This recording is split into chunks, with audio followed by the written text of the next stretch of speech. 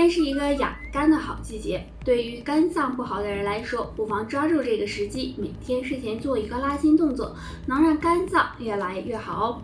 这个拉筋动作非常简单，首先坐在垫子上，两脚脚心相对，腰背保持挺直，双手放在两脚的脚踝处，然后将我们的上半身向前压，压到自己的最大极限，坚持3秒，起身再做。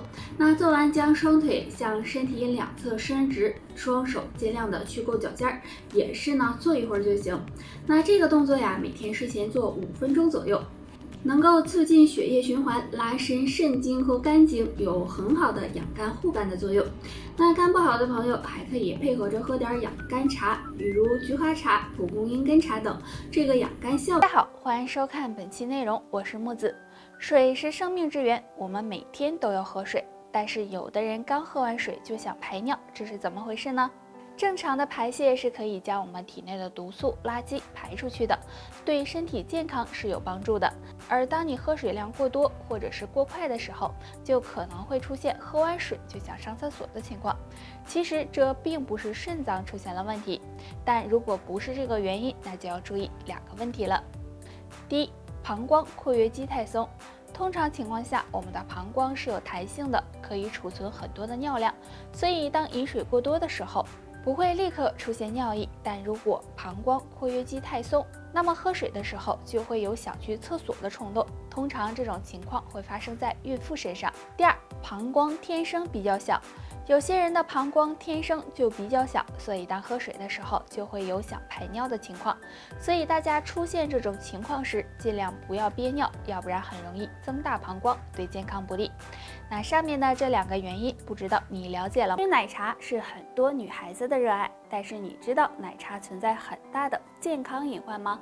一天1杯奶茶的人，身体会有什么变化呢？下面我们一起来看一看。第一，使人加速衰老。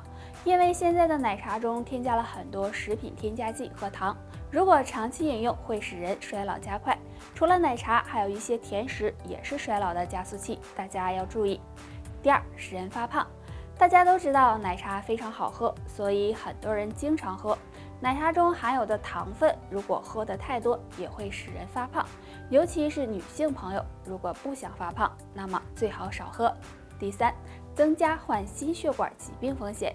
奶茶属于高糖、高油、高热量饮品，如果摄入过多，会加速体内制造胆固醇，时间长了会增加患心血管疾病的风险。所以爱喝奶茶的人最好管住自己的嘴，不要长期喝，要不然给身体造成伤害就得不偿失。血液在我们身体中是不断流动的，但是一天中血液会有最粘稠的时候，那你知道是什么时间吗？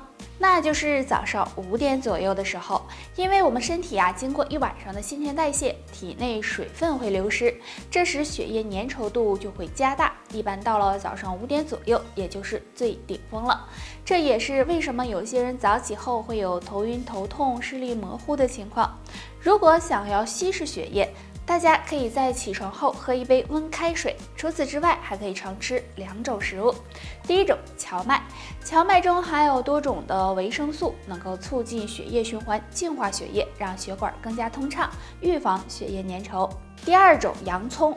洋葱中含有前列腺素 A， 能软化血管，稀释血液粘稠度，预防血管堵塞，对身体有很大好处。现在很多人饮食不注意，胃部感染了幽门螺杆菌，引起各种胃部疾病，对健康十分的不利。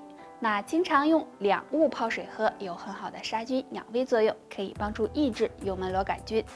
蜂蜜，很多女性朋友都喜欢喝蜂蜜水，蜂蜜水有很好的润肠通便的作用，对减肥也有帮助。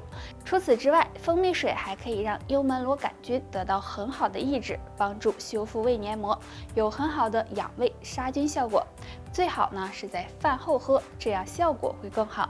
喝的时候可以先倒上30毫升左右的蜂蜜，搅拌一会儿，等蜂蜜变泡沫状，再加入120毫升的温开水，再搅拌均匀后就可以喝了。茉莉花，用茉莉花茶泡水喝也可以抑制幽门螺杆菌滋生。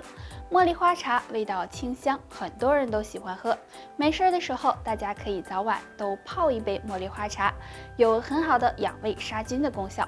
经常喝，不仅胃慢慢变好了，口气也变清新了，口臭离你远远的。幽门螺杆菌对身体危害很大，所以大家要早发现早调理。希望上面这2物泡水能够帮助到胃不好的人啊，很可能呢是胃里有幽门螺杆菌导致的，经常会有胃疼、胃胀、消化不良的情况。那我们该怎么调理呢？不妨常用2物泡水喝，有助肠胃健康。茉莉花泡水喝，生活中我们经常会喝到茉莉花茶。茉莉花茶有温中和胃、抗菌消炎的功效，而且茉莉花中含有挥发油，可以抑制幽门螺杆菌的活性。经常用它泡水喝，有很好的养胃护胃的作用。铁皮石斛泡水，铁皮石斛性味甘，归胃、肺、肾经。其中含有丰富的植物多糖粘胶质、维生素和矿物质，有修复胃黏膜、杀菌、养胃的功效。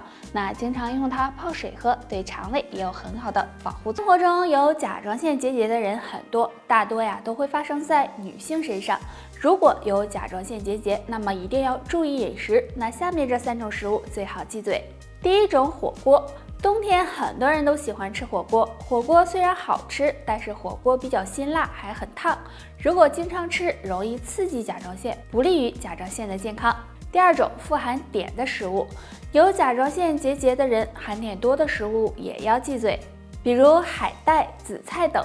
经常吃的话，不仅不利于甲状腺的恢复，对身体健康也有影响。第3种，浓茶。浓茶也是很多人喜欢的，因为浓茶中呢含有非常多的咖啡因，喝多了容易影响新陈代谢，会使甲状腺结节慢慢的变大，不利于恢复，所以呢也要忌嘴才行哦。月经是女性正常的一种生理现象，每个月都会来。正常月经周期应该是25到30天，每次来月经会持续2到8天。但是每个人的体质不一样，所以来月经的天数也不一样。有的人2-3天就干净了，而有的人1周才干净。那这2种情况哪种更健康呢？其实这2种情况都是比较正常的表现。如果你的月经很正常，每次时间间隔一样，持续时间也一样，月经量也一样的话，说明身体还挺健康的。但如果你之前月经很有规律，突然月经出现提前或者延后，经期持续时间过长或者过短，月经量也不正常了，那就可能是身体出现了问题。最好及时检查，好做调理，不然对子宫和卵巢的健康不利。月经是女性健康的晴雨表，所以女性朋友要注意自己月经发生的变化，不要当做小问题。如果拖时间长了，可能会发展成大问题。平时要多注意保暖，少吃寒凉食物，坚持运动，不熬夜，这样也有利于身体健康。人想要瘦身啊，要抓住一个好时机。而在月经期后呢，是女人的掉肉期，尤其呢是月经结束后的3天。若能抓住的话，瘦身效果会事半功倍哦。那么大家可以常喝2种水，薏仁水。很多女性肥胖都是因为体内存在湿气，而薏仁呢有很好的去湿气的作用。经常用薏仁泡水喝，可以帮助健脾，还能够促进脂肪排泄，对瘦身有帮助。荷叶水，我们还可以呢用干荷叶泡水喝，因为干荷叶含有很多碱性物质，经常喝可以帮助脂肪分解，防止身体肥胖。而且荷叶中还含有茶瘦素，能够促进身体的新陈代谢，所以呢坚持喝能够帮助体重降。当身上长一点肉时啊，很多人的第一反应是，我又胖了，不行，我得减肥了。其实呢，不管男女都有一个正常的体重，那男性体重多少才算正常呢？下面我们一起来看一下。标准体重的算法有2种，第一种是用自己体重的千克数除以身高米的平方，如果在18.5到24之间，说明体重是标准的，是不用减肥的。如果上下波动10%也算正常。还有一种计算方式是用自己的身高厘米减掉105，得出来的就是正常体重了，是以千克为单位的。比如男性身高1.75米，那么标准体重就是175减去105，也就是70千克，140斤，也可以上下浮动10%左右。那大家可以用上面的这2种方法计算一下，看看自己的体重是不是在正常的范围内。如果在正常范围内，那你根本不需要减肥。但如果体重超标，对肠胃、肝脏、肾脏健康都是不利的。所以男性朋友平时呢，最好管住嘴，迈开腿，多进行运动，注意饮食规律，适当的释放压力，坚持下去，让体重慢慢达标，身体也会更健康。好了，本期内容到这里就结束了，大家还有什么疑问或者是建议，可以在评论区留言，我们下期再见吧。